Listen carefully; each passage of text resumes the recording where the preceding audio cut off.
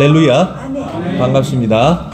오늘은 신명기 3장 23절부터 28절 말씀으로 오늘 설교 제목은 내 생각이 아니라 하나님 방법이 옳다라는 말씀으로 오늘 증거하도록 하겠습니다.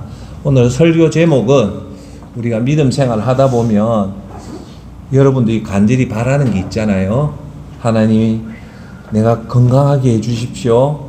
내가 지금 실직했는데 다시금 직장을 얻게 해주십시오. 이런 것도 있고 정말 절체절명의 기도들이 있잖아요. 그죠? 그런데 우리가 살다 보면 그런 기도가 응답이 되는 경우도 있지만 또한 응답이 안 되는 경우가 있어요. 응답이 되면 우리가 참 기분 좋게 하나님 정말 하나님 살아계십니다라고 우리가 감사를 하지만 간혹 중요한 일이 응답이 안 될 때는 우리가 실망하잖아요. 그럴 때 오늘 이 설교를 꼭 생각해서 들으시면 여러분 믿음 생활에 도움이 될 겁니다. 내 생각이 아니라 따라합시다. 하나님 방법이 옳다. 오늘 그 얘기를 드릴게요. 네. 여러분 믿음 생활하면서 기도를 했는데 기도가 다 100% 응답되는 경우가 없죠. 예, 어떤 때는 응답이 되고 응답이 안 될 때가 있습니다. 오늘 설교는 성경에 나오는 세 가지 위대한 인물을 통해서 하나님 방법이 왜 옳은지 성경을 통해서 여러분에게 말씀드릴게요. 첫 번째는 모세, 오늘 두 번째는 구약의 최고의 인물이란 모세를 꼽고요. 신약에는 베드로 다음으로 꼽는 게 사도 바울 선생이에요. 모세, 바울, 그리고 세 번째 구약의 이스라엘 왕 중에서 최고 하나님 잘 섬기던 왕이 세 명인데 그 중에 한 명이 히스기야 왕입니다. 오늘 모세, 사도 바울, 히스기야 왕을 통해서 하나님 방법이 옳은 것에 대해서 오늘 여러분에게 말씀을 증거하도록 하겠습니다. 할렐루야. 자, 오늘 본문 말씀 신명기 3장 23절 28절 말씀은 어떻냐면 이제 모세가 200만 이스라엘 민족을 애굽에서 탈출을 시켜서 광야 40년 생활을 이제 다 마치고 이 말씀이 증거되어지는 곳이 어디냐면 요단강 동편입니다. 그럼 요단강 서편에 뭐가 있냐? 요단강이 있어요. 이제 이 요단강 동편에서 이 요단강만 건너면 그렇게도 꿈에 그리던 가나안 땅을 입성을 합니다. 입성을 하는데 이 모세는 이 요단강 동편에서 이제 하나님 앞에 마지막 기도를 해요. 그리고 이제 모세는 죽습니다. 그 기도할 때 무슨 기도를 하냐? 오늘 이 본문 말씀이 나와요. 네. 그래서 오늘 그 본문을 쭉 읽어 드리겠습니다. 그러니까 모세가 구약 성경 5권을 쓰는데 그게 토라라고 해요. 모세 오경이라고 하는데 그게 유대인들이 가장 신뢰하는 거예요. 창세기, 출애굽기, 레위기, 민수기, 신명기입니다. 신명기가 몇 번째입니까? 마지막에 있죠. 마지막에 있으니까 어떤 뜻이냐면 이제 모세가 마지막으로 총정리하는 글들이 이 신명기에 나와요. 그러면 이 신명기에 나왔던 이 마지막에 이 백성한테 얘기하는 사람은 1세대는 다 죽었어요. 벌써 다 죽고 이제 2세대들만 이제 젖과 꿀이 흐르는 가나안 땅에 들어가요. 그러면서 2세대는 40년 광야생을 잘 모르잖아요. 그래서 모세가 총정리를 해줘요. 너희들 이렇게 해서 이 땅에 들어가면 분명히 하나님이 도와주신다. 그 정리행기 신명기에 나오는 거고 오늘 말씀은 요단강 동편에서 이제 정말 운명적으로 이 강만 건너면 이제 젖과 꿀이 흐르는 땅이 갑니다. 40년 동안 모세 120년 삶의 마지막은 이제 이 가나안 땅의 입성인데 그 말이 오늘 본문인 신명기 3장 23절 28절에 나옵니다. 그때 내가 여호와께 간구하기를 모세입니다. 주 여호와여 주께서는 주님의 종인 저에게 주께서 얼마나 위대하신가를 보여주기 시작하였습니다. 주님은 위대한 힘을 가지고 계신 분입니다.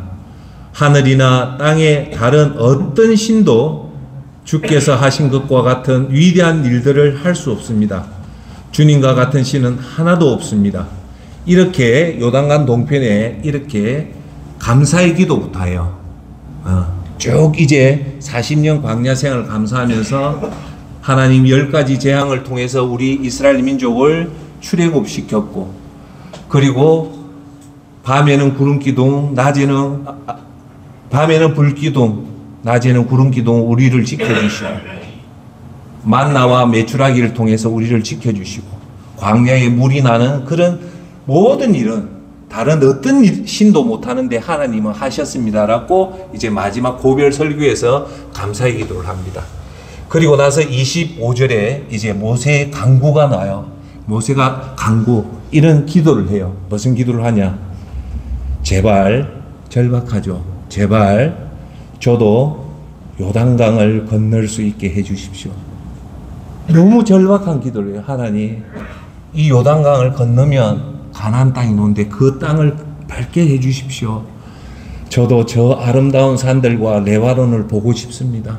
하나님, 내 이 땅을 건너서 이제 가나안 땅에 들어가서 가나안에 있는 저 아름다운 산들과 레바논을 보고 싶습니다 합니다. 그리고 26절, 그러나 야훼께서는 여러분으로 인해 나에게도 노하셨소. 그래서 내 말을 들으려고 하지 않으셨소. 여호와께서는 나에게 이렇게 말씀하셨소. 뭐라냐? 모세한테 이것으로 만족하여라. 그 일에 관해서는 더 이상 말하지 마라. 아주 놀라운 말을 해요. 뭐라고 하냐? 하나님, 감사하고 나서 하나님 저 이 요단강을 건너게 해달라니까 하나님이요 놀라운 말을 합니다. 너 건너는 그 얘기는 더 이상 하지 말라는 거예요. 매정하죠. 너는 못 건넌다. 이제 더 이상 이 건너는 걸 내한테 얘기하지 말라는 거예요. 그러면 왜 하나님은 모세에게 이 요단강을 못 건너고 가나안 땅에 못 들어가게 한 그 이유가 어디에 나오냐면 민수기 20장 10절 12절에 그 이유가 나와요. 너는 못 들어간다. 그 이유가 민수기 20장 10절 12절 쉬운 성경으로 읽어드리겠습니다. 모세와 아론은 백성을 바위 앞으로 불러 모았습니다. 그런 다음에 모세가 말했습니다. 불평꾼들이여, 내 말을 들으시오. 당신들을 위해 이 바위에 물을 나오게 하면 되겠소? 모세는 손을 높이 들고 그 바위를 지팡이로 2번 내려쳤습니다. 그러자 바위에서 많은 물이 흘러내렸습니다. 백성과 그들의 짐승이 그 물을 마셨습니다. 그러나 야훼께서 모세와 아론에게 말씀하셨습니다. 너희는 나를 믿지 않고 백성 앞에서 나를 거룩히 여기지 않았다. 그러므로 너희는 내가 약속으로 주겠다던 그 땅으로 백성을 인도하지 못할 것이다 라고 얘기해요. 모세가 가나안 땅에 못 들어간 이유는 성경에 이렇게 얘기해요. 머리바에서 물이 안 나온다고 백성이 불평하니까 바위를 지팡이로 크게 내리치면서 화를 내요. 내면서 그 물이 나와가지고 그 백성들이 묻거든요. 그때 하나님 뭐라 하냐? 자, 여러분, 모세가 바위에 혈기를 부려가지고 탁 치잖아요. 그때 물이 나왔을 때 모세가 해서 물이 나온 겁니까? 하나님이 해서? 그거예요. 모세는 혈기를 부리면서 이놈들아 하면서 치면서 자, 물 먹으라 하면서 한 말이 뭐냐? 자기가 그 물을 줬다고 얘기한 거예요. 그런데 그게 모세가 준 게 아니잖아요. 하나님 준 거잖아요. 그 이유로 너 그 혈기를 부리서 네가 준 게 아니고 하나님 준 건데 네가 준 것처럼 그래 혈기를 부렸기 때문에 너는 젖과 꿀이 흐르는 가나안 땅에 못 들어간다 말을 해요. 잠시만 얘기할게요. 우리는 하나님 일을 한 것을 마치 내가 한 걸로 착각하는 경우가 너무 많잖아요. 이해하세요? 그래서 산상수훈 7장의 마지막 그 사꾼 거짓 목사들 구분할 때 이런 말을 해요. 아주 중요한 말을 하는데 내가 곧 있으면 이제 산상수훈을 말씀드릴 건데 뭐라 얘기하냐면 너희들이 귀신을 쫓고 선지자 노릇하고 엄청난 기적을 했다고 하면서 그 앞에 뭐라고 얘기하냐면 하나님의 뜻대로 구하는 자야만이 천국에 들어간다는 거예요. 주여 주여 한다고 다 들어가는 것이 아니라 핵심을 말을 해요. 하나님 뜻대로 구하는 자야만이 천국에 들어가는데 그 다음 말이 뭐냐? 너희들이 귀신을 쫓고 선지자 노릇 기적을 하지 마. 그 앞에 무슨 말이 나오는 겁니까? 이게 중요해요. 예수님의 이름이란 말이 나와요. 그 말은 네가 귀신을 쫓고 기적을 일으키고 권능을 한 거는 네가 아니라 누구요? 예수님의 이름으로 했다는 거예요.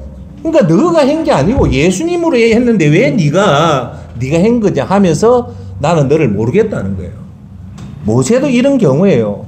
우리는 모든 것이 예를 들어서 이해돕기 쉽게 하수동 센터장이 신유의 은사를 받아서 여러분 병을 낫았어요.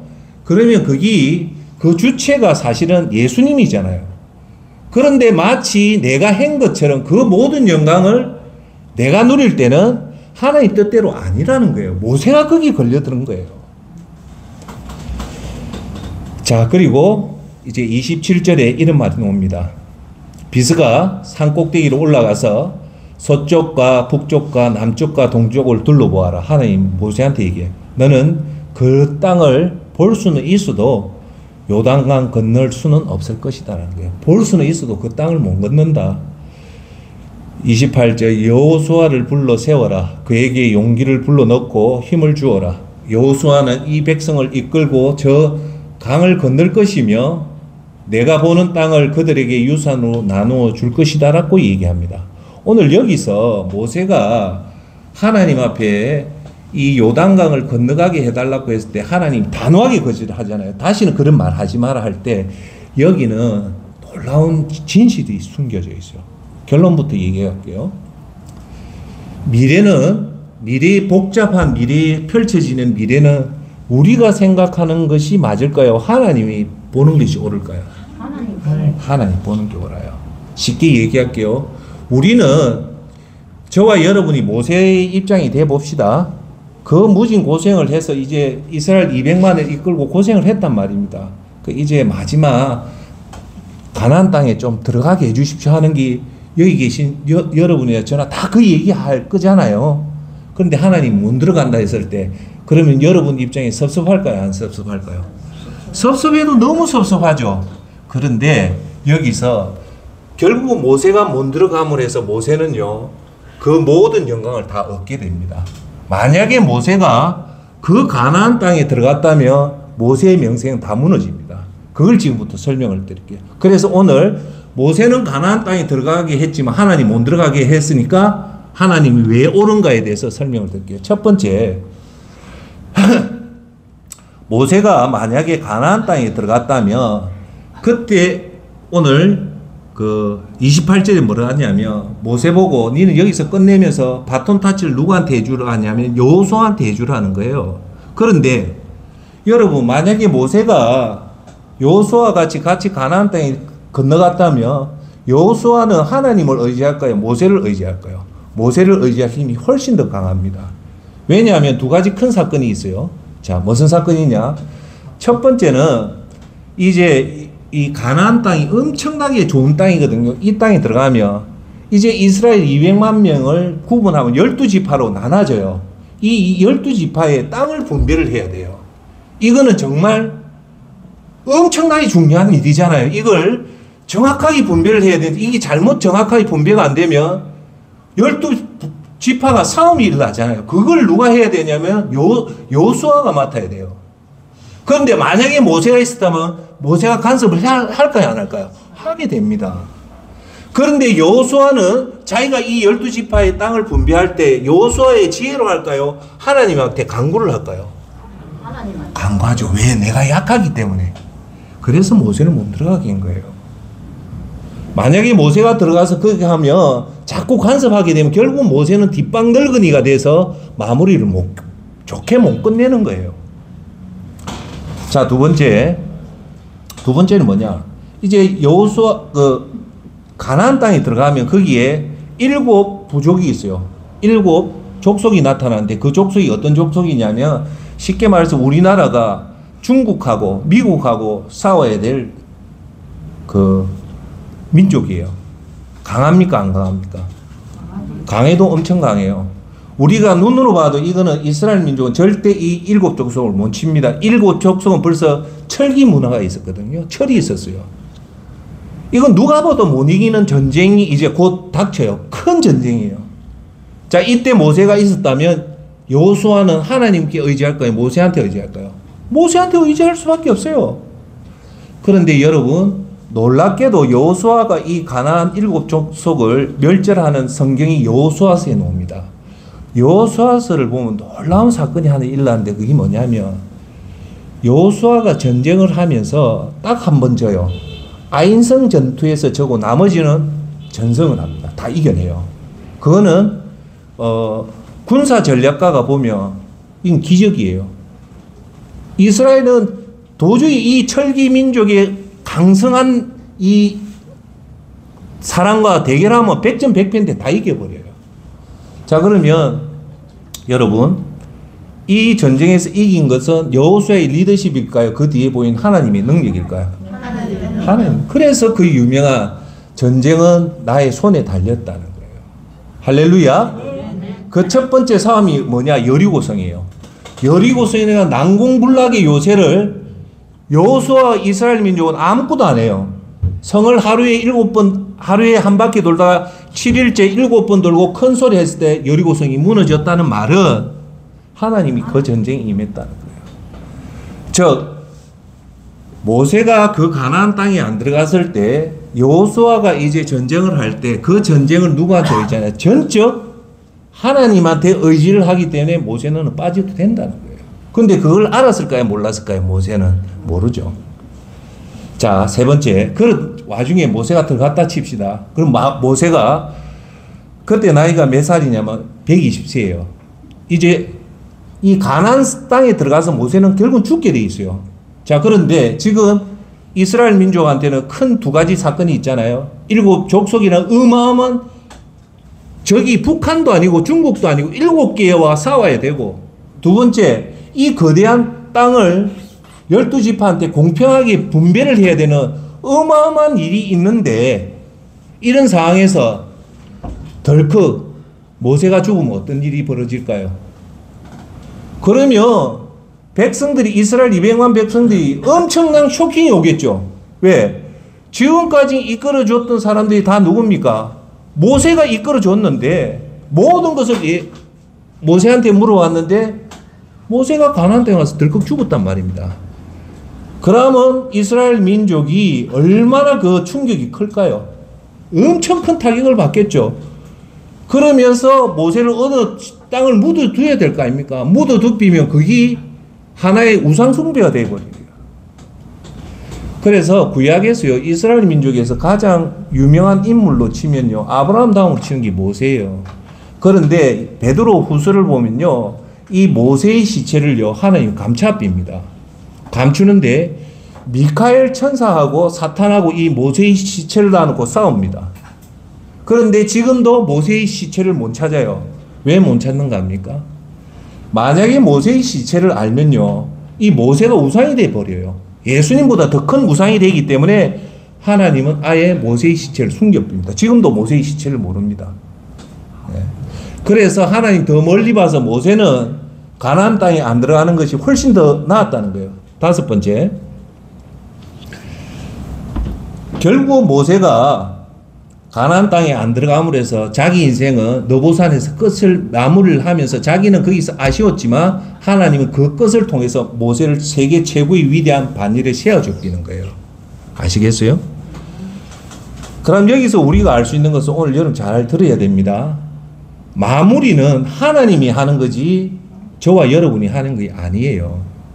나중에 세 번째 히스기야를 얘기하지만 여러분한테 암이 걸리고 진짜 죽을 병이 나면 우리는 좀 더 살려달라고 얘기하잖아요. 그런데 만약에 하나님이 이제 끝났다, 이제 천국을 온다면 하나님을 믿고 따라가는 게 훨씬 더 좋다는 거예요. 왜? 지금은 내가 이걸 다 마무리하는 게 낫다고 하지만 오히려 그 마무리가 여러분 삶에 악영향을 끼친다는 거예요. 하나님은 여러분들이 가장 제일 좋은 방법으로 부를 때 그냥 아멘 하고 가라는 말이 이 말입니다. 할렐루야. 아멘. 그 우리는 암이 걸리고 좀 더 암을 치료하고 싶고 더 낫고 싶지만 그 이후에 벌어지는 일은 우리의 생각보다 하나님이 더 잘 알기 때문에 하나님이 모세를 가나안 땅에 가는 게 좋았다면 보냈죠. 모세의 심정은 100% 가나안 땅에 가기를 원했지만 하나님 여기서 끝내는 것이 내한테 훨씬 더 낫다고 했기 때문에 모세는 그 땅을 못 들어갑니다. 못 들어간 결과 모세는 전 세계, 여러분 1900년부터 1999년 100년 동안 뉴욕타임즈에서 이 100년에서 최고의 인물을 순위를 꼽은 사람이 누구냐? 뉴욕타임즈에서 생긴 모세입니다. 모세는 미완성으로 끝났지만 그 미완성이 하나님이 최고의 완성으로 만들어준 거예요. 여러분, 우리가 조금 더 살고 싶고 우리가 좀 더 이 일을 마무리하고 싶더라도 하나님이 여기서 이제 끝내라면 끝내는 것이 좋습니다. 할렐루야. 우리 인생은 교만해서 내가 모든 것을 끝 마무리하려고 하는 것은 여러분 교만이에요. 하나님이 대부분 사람은 하다가 가야 돼요. 하다가 갈 때 그냥 오늘 이 설교를 꼭 듣고 알겠습니다. 순종하겠습니다. 하고 가는 것이 그렇게 순종할 때 하나님은 더 큰 여러분의 마무리를 해주는 겁니다.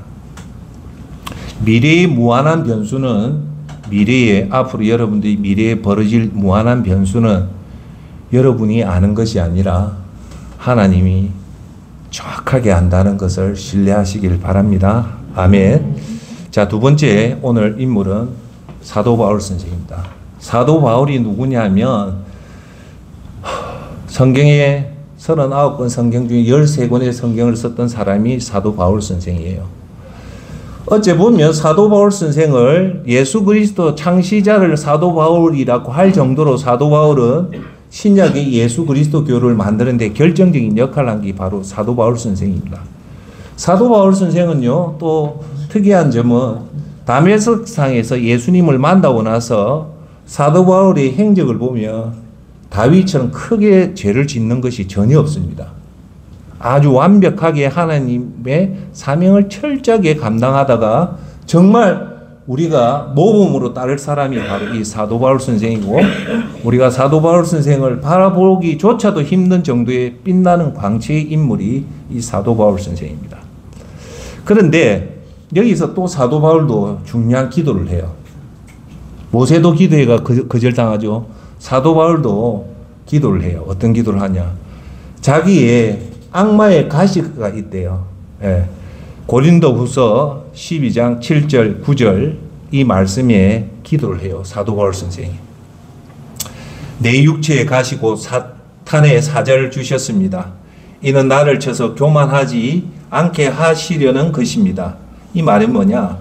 내 육체에 사도 바울 선생 몸에 질병이 있다는 거예요. 병이 있다는 거예요. 그 병을 구체적으로 뭐라고 얘기 안 하고 비유적으로 한 말이 뭐냐?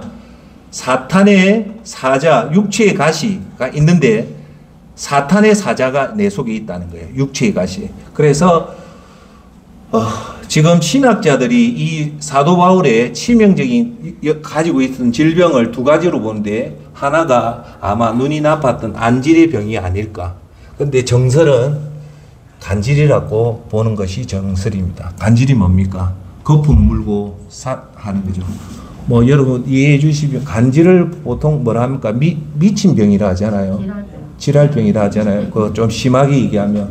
자, 여러분 사도 바울이 어떤 선생님입니까? 이제 신학의 예수님의 이방인에게 터키 쪽으로 해서 그리스 쪽으로 해서 로마 쪽으로 해서 스페인 쪽으로 해서 서유럽을 전부 다 성령님의 도움으로 사도 바울이 다 전파를 시키는 아주 위대한 임무를 받은 자가 사도 바울이에요. 그래서 사도 바울은요, 가말리엘 문화생이라고도 구약의 철저한 종교 지도자의 역할이고 자기 본토가 유대인 본토에서 아주 귀족에서 자라났던 초엘리트 중에 엘리트가 사도 바울 선생이에요.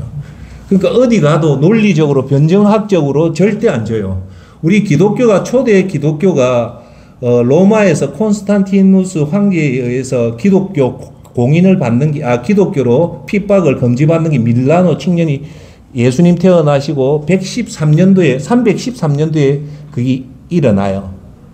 그때 로마가 이 300년 동안 핍박이 왔을 때 세 가지로 그 한데, 세 번째가 뭐냐면 초대 기독교가 왜 핍박을 이겨냈냐면 완벽한 논리에 변정학적으로 싸웠다는 거예요. 쉽게 말해서 철저한 논리로 싸울 때 그 변정학적인 기초를 누가 다졌냐면 사도 바울 선생입니다. 자, 여기까지 얘기하고, 그런 엘리트 중에 초엘리트가 사도 바울인데 그 사람한테 간질이 있는 거예요. 기가 찬 거예요. 자, 하수동 센터장 같이 그냥 멀쩡한 사람이 참 설교도 잘하고 아주 논리적으로 변정학적으로 아주 알레고리적으로 정말 잘하는 거예요.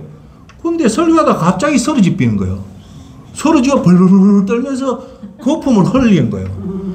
그러면 여기 계신 여러분들이 이해를 하잖아요. 센터장 원래 그런 분이 아닌데 안 됐다 하면서 기도하지만, 이제 이방인들한테 처음으로 복음을 전도해 간 사람한테 구경 왔단 말입니다. 와서 저 사람이 그 유명한 지금 예수님의 교회에 대해서 얘기를 하는데 참 들어오는데 사람이 별품 없는데 거기서 나오는 얘기들이 성령님이 도움을 할까 막 입에서 불이 나올 정도로 뭐 진짜 놀라운 우리 심령을 강타하는 그런 말씀을 하는데, 하다가 갑자기 이 사람이 넘어져 가지고 거품을 내고 간질을 하니까 그 처음 본 사람이 뭐랍니까? 저런 인간이 말하는 예수를 내가 왜 믿을까? 니나 잘해라. 그 소리 안 하겠어요. 비아냥하는 사람들 대부분 안 하는 사람 그 얘기를 해요. 그러면 사도 바울 선생이 그 간질이 끝나고 일어났을 때 그 비참한 심정이 얼마나 비참했을까요? 얼마나 비참했을까요? 근데 사도 바울 선생은 그 자기 심정은 이랬을 거라고 생각해요. 하나님, 제가 간질이 돼서 사람들 욕하는 건 내가 받을 수 있습니다. 하지만 내 간질로 인해서 예수님이 욕 듣는 거는 싫지 않습니까? 그 생각 안 했겠습니까? 그 위대한 바울 선생이. 내가 그 간질의 발작에 나를 욕하는 건 네가 간질병 환자다. 지금도 간질 환자를 안 좋아하잖아요. 그런데 내 때문에 예수님이 되니까 얼마나 심적했냐 하면서 하는 말이 8절에 나는 이것을 내게 떠나도록 주께 3번이나 간구했습니다. 라는 말이 나옵니다. 몇 번? 3번. 3번은요, 완벽하게 죽을 힘을 다해서 금식을 하면서 3번씩이나 간구를 했다는 거예요. 그만치 사도 바울 선생한테는 절체절명의 문제가 딱 하나가 있었는데 이 간질이에요. 이걸 좀 풀어달라고 그렇게 하나님 앞에 3번 기도했어요.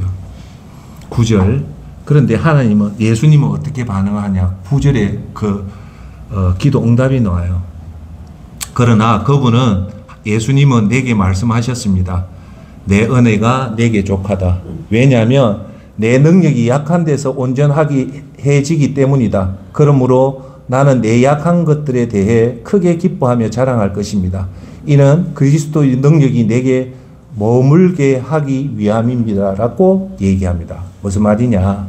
예수님은 못 고쳐주겠다는 거예요. 왜? 네 능력 어마어마하게 받았다. 근데 그 능력에다가 네 간질까지 고쳐주면 니는 약함이 아니고 네가 의지하게 된다. 여기서 중요한 말을 해요. 우리의 능력은 곧 내 능력이 아니라 약함 속에서 우리의 능력이 나온다. 이 말은 뭘까요?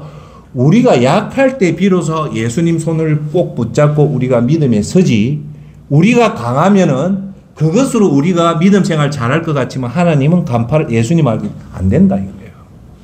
자, 그러면 네가 약한 데서 약한 데서 강함이라는 게 뭐냐면 사도 바울이 어느 정도 위대한 자냐면요. 그 말씀 앞장에 고린도 후서 12장 앞절 2절 4절에 왜 사도 바울이 위대한가에 대해서 논다. 니는 그 누구도 못한 이 일을 했다. 2절 내가 그리스도 안에 있는 한 사람을 압니다. 그는 그 한 사람이 누구냐면 사도 바울 선생 본인에 대해서 얘기해요. 그는 14년 전에 셋째 하늘까지 이끌러 올라갔던 사람입니다. 나는 그가 몸 안에 있었는지 몸 밖에 있었는지 알지 못하지만 하나님께서는 아십니다. 내가 이런 사람을 압니다. 나는 그가 몸 안에 있었는지 몸과 분리되어 있었는지 알지 못하지만 하나님께서는 아십니다. 그가 나고노 이끌러 올라가 말할 수 없는 말들을 들었으니 곧 사람이 말해서는 안 되는 것들입니다라고 얘기 나와요. 여러분 성경 66권에 하늘에 천국에 직접 올라가서 하나님 그 천국을 본 사람 사도 바울 선생님밖에 없어요. 얼마나 컸으면 자기가 직접 올라갔다는 소리를 안 하고 이 누군가란데 그게 사도 바울 선생이에요. 사도 바울 선생은요, 자기가 가졌던 손수건을 병자한테 낫는 정도의 엄청난 예수님의 영역이 그 속에 있은 거예요. 거기다 이제 천국까지 다 갔다 온 거예요. 거기다 딱 사도 바울 선생한테 마지막 단점이라면 이 간질밖에 없는데 그걸 고쳐달라고 하나님 안 고쳐준다는 거예요. 왜? 그게 있어야지 네가 약함이 되기 때문에 너는 하나님을 의지한다는 겁니다. 할렐루야. 자, 이게 우리한테 주는 메시지는 뭐냐? 우리는요, 우리가 강할 때 하나님 일을 열심히 한다고 얘기하잖아요. 이해하시죠? 내가 돈도 많고 그렇게 하면 우리가 열심히 일한다. 즉 뭐냐? 내가 부자고 내가 큰 미국의 박사학위를 받았고 거기다 건강까지 하고 그리고 성공을 하면 우리는 하나님 일을 위대하게 하겠다는 게 사도 바울 선생의 생각이었던 거예요. 그런데 하나님 의외의 말씀을 해요. 성경에 뭐냐? 약함이 곧 강하다는 거예요. 저와 여러분들은 그렇게 돈을 많이 벌고 좋은 학력을 가지고 세상 성공하고 거기다가 아프지도 않고 80인데도 청년같이 건강히 있으면 우리는 하나님 일을 한다고 하지만 하나님이 그게 아니라는 거예요. 그 말은 뭐냐? 내가 오늘 너무 가난해서 오늘도 가난 때문에 찢어지게 마음이 아프고 내가 암이 걸리고 내가 심장병이 걸려서 이제 도저히 어쩔 수 없는 방법, 너무 아픈 상황. 내가 45세 회사를 퇴직을 당한 거예요. 이제 퇴직당하면 아무리 좋은 직장 가도 일용직 노동자 월급밖에 못 받는데 이제 100세까지 사는데 하늘이 무너지는 고통이 온 거예요. 그걸 목사님들이 아셔야 돼요. 우리 성도들이 지금 얼마나 내몰리는지. 지금 40대, 30대, 40대, 50대의 가장은요, 정말 피마릅니다. 자영업 해도 지금 장사가 안 된대요. 그런데 이 애들을 애들 이끌고 가야 되는데, 이 회사를 퇴직하면 200만 원밖에 못 받는데, 이 어려움. 자녀는 시집 장가를 보내야 되는데, 그러면 예수님, 내 마누라하고 이제 남아있는 이 30년의 노후를 어떻게 보내야 됩니까? 이 아픔. 부모님이 요양병원 가서 한 달에 지금 350만 원이 돈이 들어가는데 이 돈을 어떻게 해야 됩니까? 집사람과 남편과의 그 갈등, 이것이 곧 우리 삶의 약함입니다. 이건 누가 봐도 저주지 축복이 아니에요. 그런데 예수님은 약함이 곧 강함이라는 거예요. 왜? 사람들은 이기 어려움으로 나를 죽인다고 하지만 왜 이 강함입니까? 이 가난 때문에 오늘도 일어나서 새벽에 예배당 가서 하나님을 붙잡고 내가 암이 걸려서 이제 얼마 못 산다 지금 이제 마지막 하나님 앞에 손을 붙잡게 되고 퇴직 이후에 이 어려운 이 고통들을 풀 방법이 없기 때문에 예수님 손을 붙잡고 30년 이제 까딱하면 100년 산다는데 옛날에는 장수하면 축복이었는데 이제는 까딱하면 100년 살아서 이 고생을 한다는데 이 아픔 때문에 예수님 손을 붙잡게 되고 자녀 문제 때문에 내가 도저히 할 수 있는 방법이 없는데 자녀 때문에 예수님을 붙잡고 요양병원에 모시는 부모님 때문에 저 아픈 부모인데 내 돈은 350에서 250 나가는데 이 아픔 때문에 예수님을 잡을 때 그것이 약함이 아니라 강함이라는 겁니다. 할렐루야. 왜 강함입니까? 그거는 네가 푸는 것이 아니라 하나님이 개입하겠다는 겁니다. 할렐루야. 그럴 때 우리가 하나님 앞에 진정을 잡을 때 곧 하나님이 개입을 할 때 그게 강함이라는 거예요. 반면에 내가 200억의 재산이 있고 하버드의 명예가 있고 모든 사람이 존경하는 척같이 보이고 내 건강도 지금 80인데 70까지 장수한다 하면 그게 강함이지만 그 사람은 하나님 손을 안 잡기 때문에 그게 복이 아니라 영적으로 보면 저주일 경우가 100%입니다. 그것을 얘기하는 겁니다. 할렐루야. 오늘 예수전도센터 오신 여러분들 중에 이 6가지 중에 안 걸린 사람이 아무도 없을 겁니다. 다 여러분 속 안에 가면 시커먼 돌덩어리가 있습니다. 세상 사람은 그것이 여러분이 저주받았고 여러분 실패한 인생이라지만 우리는 그 저주와 실패를 하나님 앞에 나가는 기회가 된다면 그것이 강함이고 그것이 우리의 축복이라는 겁니다. 할렐루야. 자, 이제 세 번째, 솔로몬에 의해서 이스라엘은 우리 남한과 북한처럼 분리가 돼요. 북쪽은 이스라엘로 분리가 되고 남쪽은 유다로 분리가 돼요. 북쪽 이스라엘은 총 18명 왕이 있는데 단 한 명도 세종대왕같이 인자한 왕이고 전부 다 폐역된 왕이다. 이런 역사가 없어요. 그런데 남쪽 유다의 왕은 그나마 하나님을 잘 섬겼던 왕이 몇몇 나오는데 그 중에 대표적으로 하나님 제일 잘 섬겼던 왕 3명의 왕 중에 유다 왕 12대 왕이 나오는데 그 사람 왕이 누구냐? 히스기야 왕입니다. 히스기야 왕은 북이스라엘이 그렇게 여러분 폐역했던 이유는 딱 하나입니다. 우상을 섬긴 거예요. 10계명의 제 첫 계명 나를 위해서 다른 신을 섬기지 말는데 철저하게 이스라엘은 북이스라엘은 우상을 섬겨서 결국은 아스리아에게 지금으로 치면 시리아에 의해서 점령을 당하는데 시리아 민족이 성경인 아수르라고 나와요. 아수르가 세계의 역사에 보면 가장 잔인한 민족 3위 중에 드는 게 아수르입니다. 아수르는요 어마어마하게 잔인해요. 사람 껍질을 벗길 정도로 아수르라면 다치를 치는데 두 번째가 훈족이었고요. 그 역사상 아주 그 야만인 같은 중에 1위가 아수르입니다. 아수르가 북이스라엘이 망해요. 그리고 그로서 북이스라엘은 없어져요. 그게 사마리아입니다. 그런데 이 아수르가 이제 북이스라엘을 망했으니까 이스라엘 지도를 보면 이스라엘의 유대 있죠. 이스라엘 그 바로 위에 있는 나라가 어디냐면 아시리아입니다. 위에가 아시리아고 좌측으로 보면 어디냐면 이집트입니다. 그리고 우측으로 보면 이라크예요. 이라크가 어디냐? 바벨론이에요. 바벨론 옆에가 뭐냐? 페르시아, 이란입니다. 그렇게 둘러싸여 있는 거예요. 이스라엘이. 아시겠어요? 예. 자, 아시리아가 북이스라엘을 멸망을 시키고 나니까 뭐 엄청나게 힘이 셌어요. 그 다음에 표적이 누굴까요? 북쪽에 이스라엘 무너뜨려 있으면 그 남쪽이 누굽니까? 유다죠. 유다를 이제 침공하라고요. 그때 유다 왕이 누구냐였으면 히스기야입니다. 그래서 거기 열왕기하 18장 10절에 이 말이 나옵니다. 3년 동안의 전쟁 끝에 그들은 그 성을 차지하게 되었습니다. 히스기야 6년 곧 이스라엘 왕 호세아 9년에 사마리아가 함락되었습니다. 이 말이 뭐냐? 사마리아는 이스라엘의 수도입니다. 시리아에 아수르에 의해서 함락을 당했다는 거. 그때 이스라엘의 왕, 북이스라엘 왕 호세아 9년이었고 남쪽 유다의 왕이 누구였냐? 노죠. 누굽니까? 히스기야 6년 때 그 일이 벌어진 거예요. 자, 그러면 여러분들이 유다 백성이라고 생각합시다. 아이고, 앉아. 우리의 북한이 무너졌을까? 만세 했을까요? 아니죠. 초조하죠.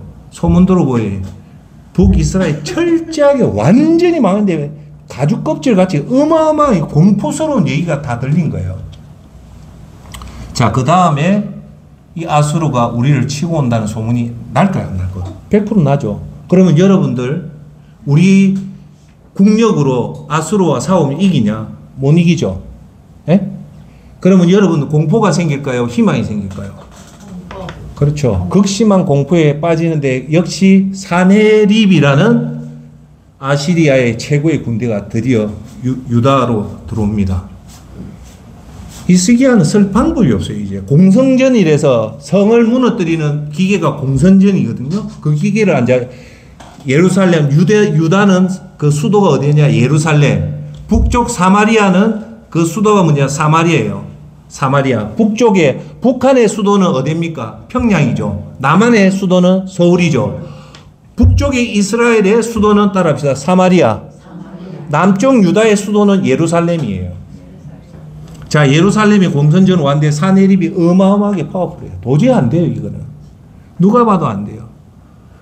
자, 이럴 때 히스기야가 자기가 재림했을 때 자기 선대가 했던 우상을 철저하게 다 파괴합니다. 그거 쉽지가 않아요. 개혁 중에 김영삼 대통령이 하나회를 치듯이 그 개혁을 엄청나게 한 게 히스기야 왕이에요. 그 개혁을 하자 숨을 돌리자 이 사내립이 와서 이제 절체절명이에요. 그때 히스기야가 뭘 할까요? 하나님을 부릅니다. 뭘로 부를까요? 하나님을 불러요. 무전을 쳐요. 뭘로 칩니까? 기도를 하는 거예요. 그 방법은 연합군이 그때는 이집트도 안 돼요. 바벨론도 안 되고 페르시아도 안 되고 하나님 앞에 SOS를 치는데 그게 기도입니다. 하나님 이렇게 절처인데 북이스라엘은 우상 숭배했기 때문에 어쩔 수 없지만 우리는 하나님 섬겼지 않습니까? 우리 좀 살려주십시오. 사내립이요 히브리 말로 그 성 밖에서 하나님 욕을 고래고래 칩니다. 여러분 그걸 아셔야 돼요. 하나님 이름을 망령되이 일컫지 말했죠. 그게 제 100계명이에요. 상계명이죠. 사내립이 그것도 모르고 하나님 이름을 망령되이 해요. 지가 채운 줄 알고. 히스기야 기도를 해요. 도와주십시오. 어찌 되는 겁니까? 하루 그 다음날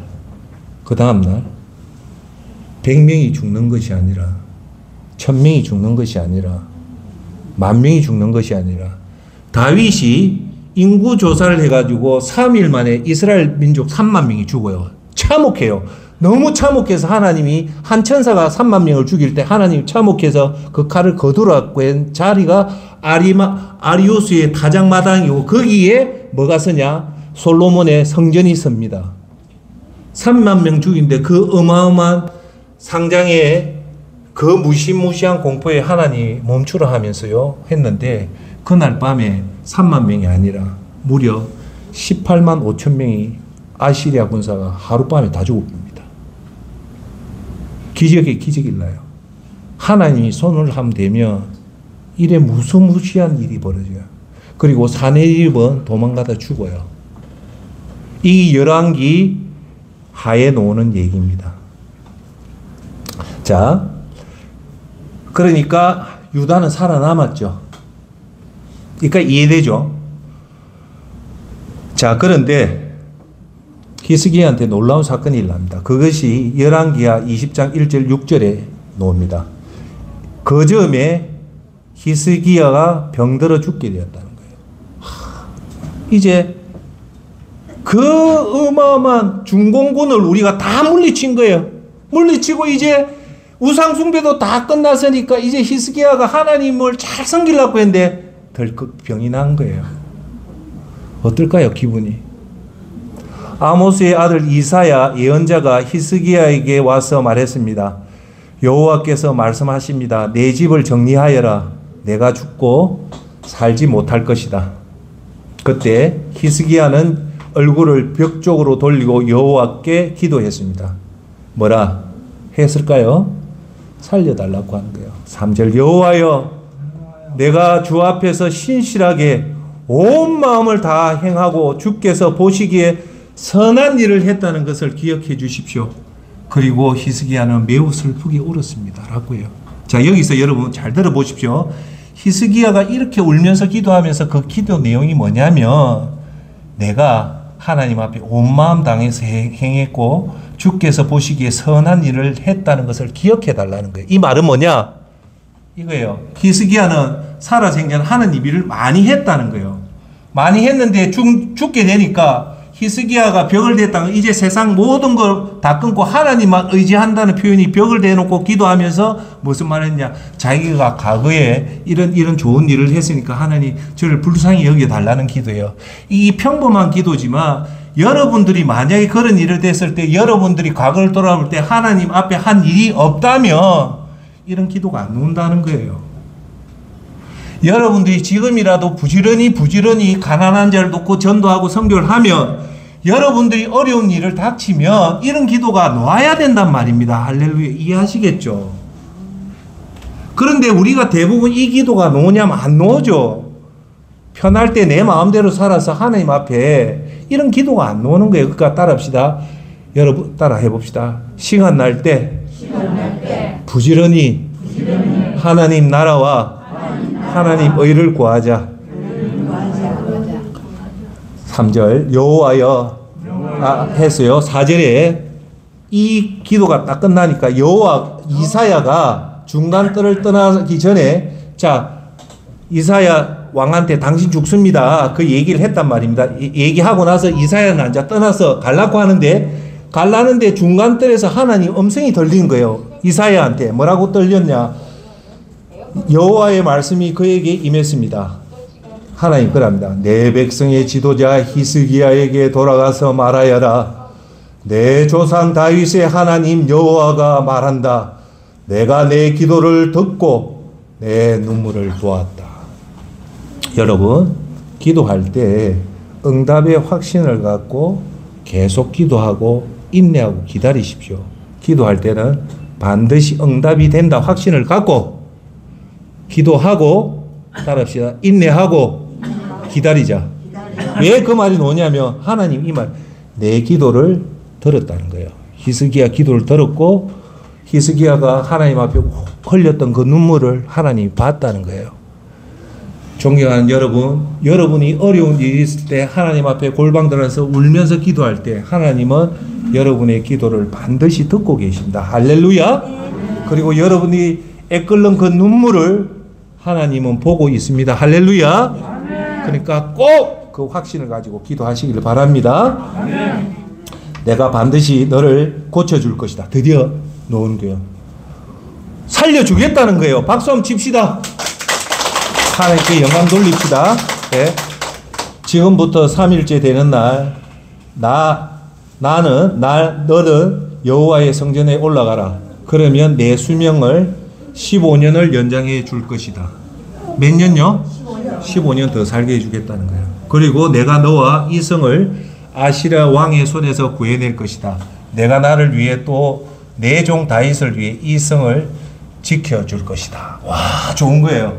그래서 우리가 하나님 앞에 어려운 일일 때 이렇게 벽을 대고 기도하면 죽음도 살려준다는 것이 히스기야 왕의 기도입니다. 제가 이 얘기를 하려고 하는 게 아니에요. 이게 아니에요. 제가 이 얘기는 이 이후에 벌어진 사건들 일반인들 잘 몰라요. 이 이후에 벌어지는 사건이 어떤 일이 벌어지냐? 히스기야 왕이 15년을 살면서 아들을 낳아요. 아들을 낳는데 그 아들 이름이 므낫셋이에요. 그런데 그 므낫셋이 이스라엘의 북쪽 이스라엘과 남유다의 모든 왕 중에 최악의 왕이 됩니다. 자기 아버지들이 다 닦아놓던 그 우상숭배를요, 그 어렵게 만드는 우상숭배를 이 므낫셋이 다 살려냅니다. 이 일이 결정적이 되어서 결국은 유다도 무너져요. 자, 여기서 이제 좀 깊이 있는 얘기를 할게요.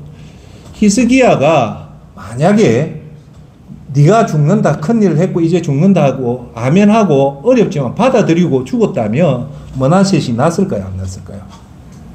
안 났죠. 그런데 히스기야는 15년이 더 살면서 그 이유가 최악의 일로 사태에 치닫게 되는 거예요. 여기서 여러분 아셔야 될 것은 하나님이 저에게 암을 줬다 하면 고통스럽죠. 제가 이제 60인데 나도 넘들 살 만큼 90까지도 살아보고 싶고 80까지 살아보고 싶은 게 인간의 심리잖아요. 그건 다 똑같아요. 그럼에도 불구하고 이제 올라오라 할 때 모세 너는 요단강 건너 못 간다. 바울아 너는 가시의 병을 못 고친다 했을 때 이 두 사람은 순종했듯이 울면서 인간이니까 하나님 알겠습니다. 마음이 아픈데 어쩌겠습니까? 그렇지만 예수님의 그 십자가의 그 사랑을 생각하며 받아들이겠습니다. 나머지는 내 자식들을 하나님 손에 맡길 테니까 하나님이 잘해 주시고, 내가 남아있는 석 달, 몇 달 동안 내 아들 불러다가 하나님 열심히 믿어라, 그 얘기하고 떠나면 내 마무리 끝나는 거예요. 그런데 히스기야는 그 마무리를 15년을 더 산 결과 최악의 결과가 나타난 거예요. 아시겠어요? 네. 그러면 여러분 한번 물어봅시다. 오해는 하지 마시고, 히스기야가 그때 죽는 게 나았을까요? 15년 더 사는 게 나았을까요? 역사적으로 보면요, 그때 죽는 게 나았어요. 왜? 죽었다면 최악의 왕 므낫셋이 안 나와요. 므낫셋이 어떻게 나오냐? 열왕기하 20장 21절부터 나옵니다. 히스기야가 자기 조상들과 함께 잠들고 히스기야 아들 므낫세가 뒤를 이어 왕이 됐다고 나와요. 그 다음 이 히스기야가 얼마나 무서운 짓을 하냐. 열왕기하 21장 2절 7절. 므낫셋은 여호와 보시기에 악한 일을 했습니다. 그는 여호와께서 이스라엘 백성들 앞에 쫓아내신 나라들의 혐오스러운 간섭을 따랐다. 이방을 들여온 겁니다. 므낫셋은 자기 아버지 히스기야가 무너뜨린 산당을 다시 지었고, 또 이스라엘 왕 아합이 한 것처럼 바알의 제단을 세웠으며 아세라 목상을 만들었습니다. 그리고 그는 하늘의 별 무리를 경배하고 섬겼습니다. 또 여호와 성전 안팎의 두 뜰에 하늘의 모든 별 무리를 위한 제단을 만들었다. 우상을 해했어요. 므낫셋 더 기가 막힌 말이 나옵니다. 므낫셋은 6절 자기 아들을 불 속으로 지나가게 했다는 겁니다. 인신 제사를 드렸다. 아들 죽이가 제사를 드렸다는 거예요. 점을 치고 마법을 행했으며 신접한 무당들과 영매들에게 조언을 구했습니다. 그는 여호와 보시기에 악한 일을 많이 해 그분의 진노를 자아냈다는데, 이 짓은 그 어떤 이스라엘 유다 왕보다 더 악한 짓이 므낫셋이 해버린 거예요. 자, 여기서 히스기야가 15년 살면서 하나 놓친 게 있었어요. 그 기한 자기가 목숨 15년 연장받았으면 므낫셋을 낳았으면 얼마나 눈에 넣어도 안 아픈 아들이었습니까마는 뭘 놓쳤나?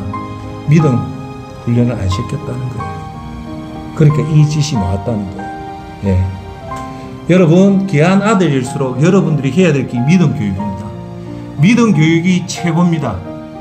그것은 몸소 직접 보이고, 부모가 예배 드리고 말씀 읽고 묵상하고 듣고 하고, 그런 성령 충만함을 강구하고 그렇게 하는 것이 제일 중요해요. 그래서 마태복음 7장 7절에 뭐랍니까?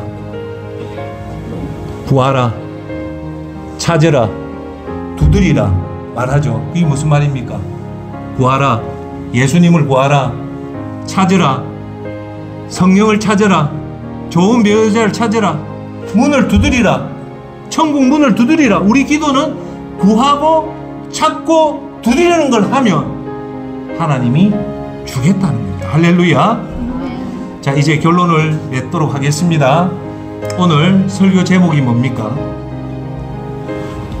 내 뜻이 아니라, 내 생각이 아니라 하나님 방법이 옳다는 겁니다.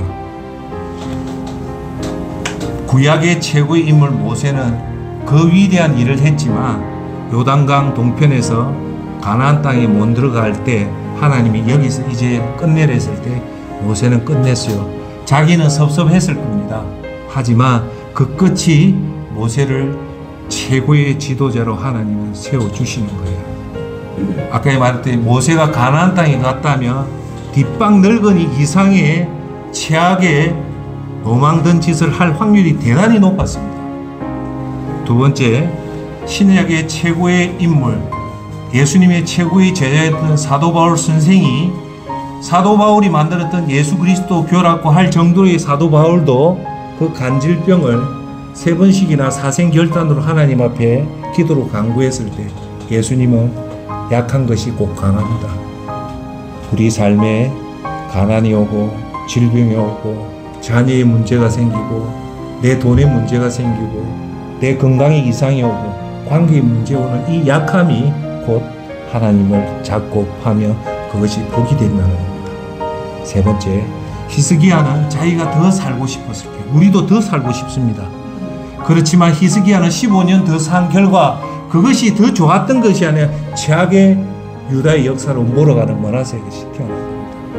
혹시 우리가 위험한 질병이 걸려서 조금 더 살고 싶을 때 하나님한테 간구할 때 만약에 그것이 목숨이 연장이 된다면 그 연장을 정말 소중하게 잘 관리하시고 만약에 하나님이 연장을 못하고 이제 올라오라면 알겠습니다. 하나님 감사합니다라는 그 마음으로 가면 하나님은 여러분들에게 그 이후에 더 큰 복으로 여러분들을 이끌어 주실 겁니다. 할렐루야. 오늘 그 마음을 명심하시고 저와 여러분들이 내 방법보다는 하나님은 옳다는 그 마음을 가슴에 두고 살아가는 저와 여러분이 되기를 예수 그리스도 이름으로 축원합니다.